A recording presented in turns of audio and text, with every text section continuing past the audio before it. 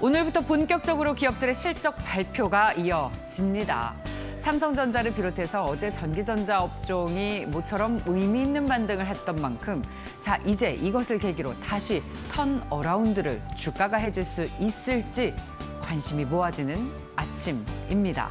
자 오늘 2분기 잠정 실적을 내놓을 삼성전자는 반도체 부문에서 실적 호조를, 또 LG전자는 이 가전에서 좋은 성적을 거뒀을 것으로 전망됩니다. 삼성전자의 2분기 실적 컨센서스 영업이익은 10조 9,741억 원, 매출은 61조 2,813억 원입니다. 지난해 같은 기간보다 각각 34% 그리고 매출은 15% 정도 늘어난 수치인데 최근 업계 안팎에서는 삼성전자가 메모리 반도체 가격 상승으로 인한 호실적을 바탕으로 2분기에는 11조 원 이상의 영업이익을 거뒀을 수도 있을 것이라는 분석까지도 나오고 있습니다. 4월 디램 PC향 고정거래 가격이 3.8달러를 기록해서 3월 대비했을 때는 26% 오른 수치고 2017년 1월 이래 4년 3개월 만에 가장 큰 폭으로 오른 겁니다. 메모리 카드와 USB향 범용 제품인 낸드 플래시 가격도 4월에 상당히 많이 올랐죠. 전달보다 8% 넘게 증가했습니다. 낸드 가격 상승도 작년 3월 이후 13개월 만입니다. 디스플레이 부분도 좋고요. 다만 휴대폰은 많이 안 팔렸습니다. 한 번 휴대폰 사면 다음에는 아무래도 휴대폰 소비가 줄어드는 여파겠죠.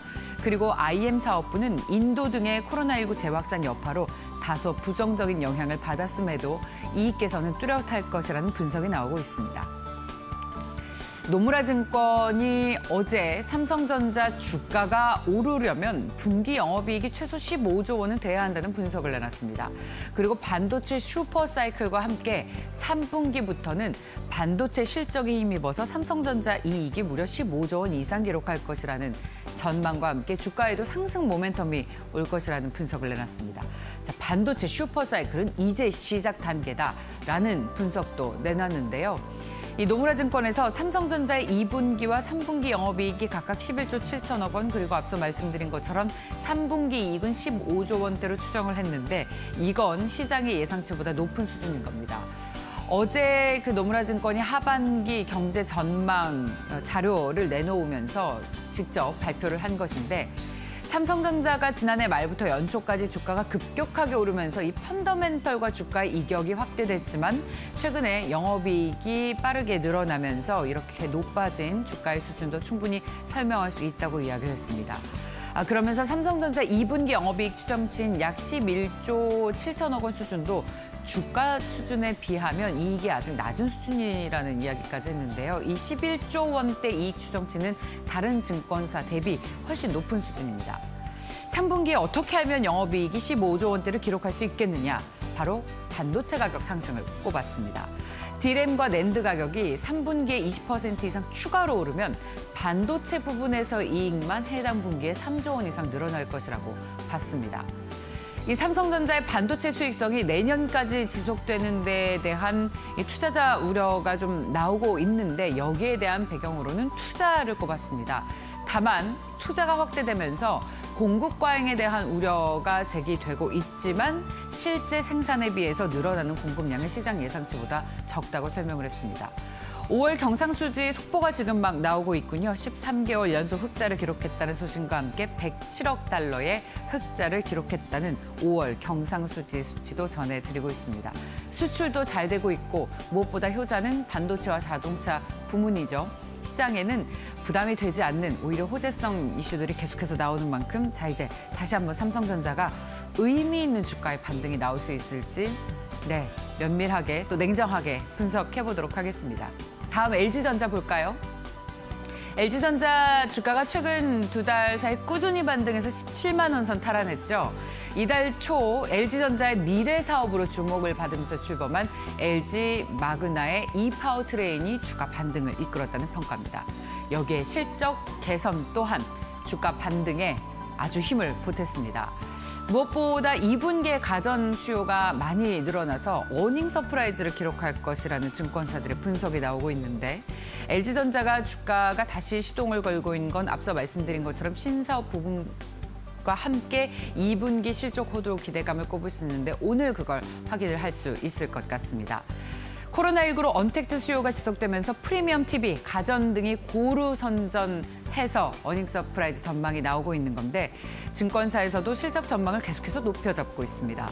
특히 생활가전을 담당하는 사업부와 TV를 담당하는 실적 호조에 따라서 이 2분기 LG전자 영업이익 컨센서스가 1조 1,200억 원을 상회 1조 1,200억 원 정도를 상회하는 1조 1,563억 원 2분기에 이익을 기록할 것이라는 전망이 나오고 있습니다.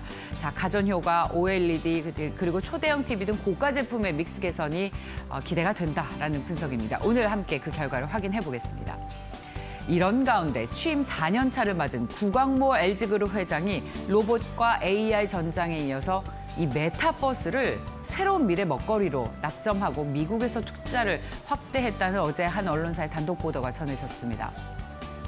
이 LG그룹이 최근 LG 테크놀로지 벤처스를 통해서 미국 소재 가상 엔터테인먼트 콘텐츠 분야 스타트업인 웨이브에 투자했다는 소식인데 또 앞으로 이 웨이브와 손을 잡고 다양한 콘텐츠와 서비스 개발에 나선다는 계획입니다.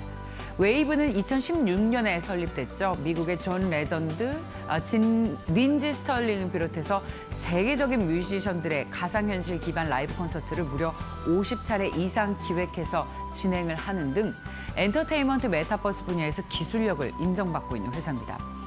이 최근에 하이브와 SM 등 국내 유수 엔터테인먼트 기업들 역시 코로나19로 대규모 공연이 어려운 상황에서 이 메타버스 콘텐츠 개발을 위한 투자와 협력을 활발하게 진행을 하고 있죠. LG도 이번 투자를 통해서 웨이브와 협업에 나선 것은 메타버스 시장에 대한 성장성이 그만큼 크다는 것을 방증하는 것이라고 평가했습니다. LG그룹의 행보뿐만 아니라 앞으로 우리 시장의 신성장 물결을 주도할 수 있을 메타버스 분야에 대한 꾸준한 관심이 정말 필요해 보입니다. 자, 마지막으로 현대차그룹 관련 소식입니다. 결국 또 투쟁적 노사관계 발목이 잡힐 위기입니다. 수차례 교섭에도 이견이 좁혀지지 않자 현대차 노조가 결렬을 선언하고 오늘 파업 찬반 투표를 진행을 하게 되는데 이미 한국 GM 노조는 파업 초읽기에 들어갔습니다. 르노 삼성 자동차 노조는 아직 지난해 임단협을 마치지도 못한 상태입니다. 사실 이 여름철마다 괴롭혔던 노동계 여름철 연대 투쟁이 시작되는 게 아니냐라고 업계에서는 또 우려를 내놓고 있는데 이 현대차 노조가 오늘 조합원 전체를 대상으로 찬반 투표를 실시하고 결과가 나오게 되면 코로나19 이후 어렵게 반등하고 있는 각 자동차 회사 실적에 좀 찬물을 끼얹는 게 아니냐라는 지적도 나오고 있습니다. 특히 차량용 반도체 수급난도 해결이 안 된 만큼 앞으로 헤쳐나가야 할 문제가 산적한데 이렇게 노사관계로 투쟁적인 노사관계로 다시 돌아가면 공든탑이 무너진다라는 업계 우려도 있습니다. 자, 오늘의 소식도 나오는 대로 여러분들과 함께 고민해보고 분석하겠습니다. 자, 오늘 증권사에서 주목하고 있는 이슈도 살펴보겠습니다. 유한타증권 분당 지점으로 갑니다. 백인범 과장님 안녕하십니까? 네, 안녕하십니까? 네, 오늘 주목하고 계신 이슈 전해주십시오. 네, 방금 앞서 말씀해 주셨던 자동차 노조 관련 단체 협약 관련 이슈에서도 언급은 해주시긴 했지만 이 자동차 업종에 대한 점 등과 더불어서 이 2차 전지 업종에 대한 하반기 투자 전략 좀 어떻게 가져가 봐야 할지 고민해보자는 의미에서 좀 관련 이슈 좀 준비를 해봤습니다. 자동차 업종 같은 경우 반도체 이슈 말씀해 주셨지만 대부분의 소비자들 지금 신차를 구매하고 싶어도 대부분의 차종이 몇 달 이상 기다려야 되는 상황, 인기 차종은 6개월, 1년 넘어가는 건 기본인 상황인데요. 그 배경에는 이 차량용 반도체 이 공급 부족 사태가 자리매김하고 있다라는 건 잘 아실 겁니다. 하지만 이 자동차 업종 같은 경우에 이제 우리뿐 아니라 이제 글로벌 측면에서도 봤을 때도 이러한 공급 부족 사태에도 불구하고 특히 현대차 그룹 같은 경우 2분기 호실적이 전망이 된다라는 점에서 이 공급 부족에도 불구하고 호실적을 기록한다라는 측면 그리고 또 이는 곧 반도체 공급 부족 사태가 해소가 된다면 더 큰 호실적을 기대해 볼 수 있다라는 기대감을 가져볼 수가 있을 것 같습니다. 그렇다면 당연스레 이제 최근 반도체 공급 부족 사태 완전히 해소된 건 아니지만 5월, 6월 이제 계속 달이 지나면서 점점 공급 부족 사태가 좀 완화되는 이런 모습 등이 나온다라고 가정했을 때는 이 반도체 공급 부족 사태가 하반기에는 어느 정도 일단락 될 것이다라고 하는 의견이 힘을 받고 있다는 측면도 기대를 해보시면 좋을 것 같고요. 그리고 일단 여기에서 하반기 호실적에 대한 기대감을 좀 이어서 가져가 볼 수가 있을 것 같습니다. 코로나19 사태 등과 이 차량용 반도체 공급 부족에 따른 약 2년여간 눌러왔던 이제 수요, 그리고 코로나19로 인한 상황 등과 이 반도체 공급 부족에 따른 억제된 수요가 하반기부터는 이 수요 급증으로 좀 이어질 수 있을 것이다라는 가능성이 높게 제기가 되고 있다라는 기대감을 자동차 업종에 가져가 보시면 좋을 것 같고요. 그리고 또 7월 이 기아의 전용 전기차 EV6가 좀 출시되는 측면 등과 더불어서 이 친환경 자동차 관련 매출 확대 기대감도 하반기에 좀 가져가 볼 수 있지 않을까라고 보여지고 있습니다. 물론 최근 이 노조 관련 이슈라든가 여러 좀 노이즈 등이 약간 맞물리면서 주가 역시도 최근 좀 눌려왔던 측면이 컸던 만큼 이 가격 부담은 덜하다라는 점에서 하반기에 대한 기대감을 가져가 보면 좋지 않을까라고 생각을 하고 있고요.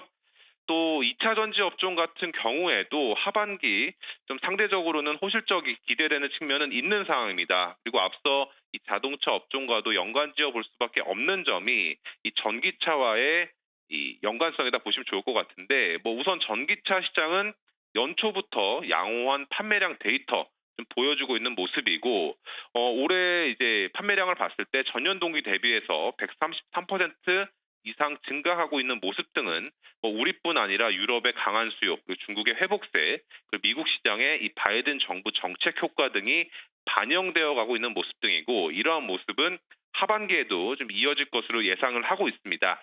하지만 이제 문제가 되고 있는 점은 이 실적과 더불어서 투자 심리 자체가 아직은 우리 2차 전지 관련 업체들에게는 좀 부정적인 의견이 많다라는 점에서 이 시장 참여자들 투자 심리가 하반기에 가장 중요할 것으로 기대가 되고 있고요.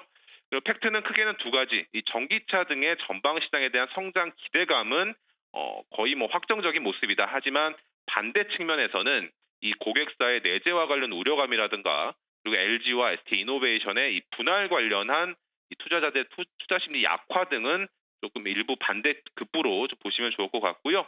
일단 큰 틀에서는 2차 전지 업종 하반기에도 당분간은 이 배터리 3사 등의 주가는 좀 부진할 것을 예상을 하고 있지만, 삼성 SDI가 상대적으로는 치고 나갈 것으로 보여지고 있다. 그렇지만 투심 전환의 요인이 없다면 배터리 3사의 주가는 지지부진한 흐름을 보일 가능성이 있다. 하지만 현재 시점에서는 가격 측면에서의 메리트는 있다라는 점 염두를 해보시면 좋을 것 같고요. 그리고 반면에 소재라든가 장비 업체 등 이 밑단에 위치한 업체들 같은 경우 시장 성장이라든가 투자 확대에 따른 효과가 여전히 하반기에도 이어질 가능성이 높다라는 측면에서 대형주는 조금 가격 측면에서, 그리고 중소형주들은 모멘텀 측면에서 바라보자라는 말씀드리겠습니다. 네, 감사합니다. 자, 과장님 잘 들었습니다. 네, 감사합니다.